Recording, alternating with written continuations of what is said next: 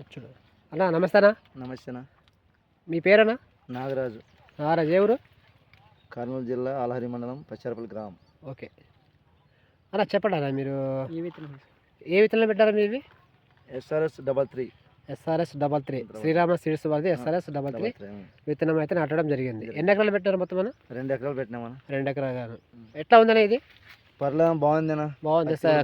కాయ సైజు కానీ అంటే సైజు కానీ పూత కాపు బాగుంది. ఆకు కూడా రాకుండా బాగుంది. బాగుంది. పత్తి కూడా బాగా పగిలింది. గొగ్గు అనేది లేదు. కొద్దిగా కింద మామూలే, ఇంకా కింద అంటే వర్షం ఎక్కువై కొద్దిగా కాయ కొల్లు వచ్చింది. అవునండి, అంతే తప్ప ఇంకా వేరే అంటే ఏం లేదు. బాగుందా? నెక్స్ట్ గానే ఒక 4-5 ఎకరాలు పెట్టాలనుకున్నాను. ఓకే, అంటే ఇప్పుడు ఎక్కడ వేస్తున్నారు ఇవి?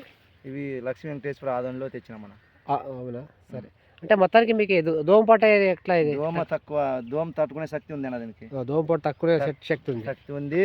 ఓకే, దీనికి రోగం అనేది తక్కువ ఉంది.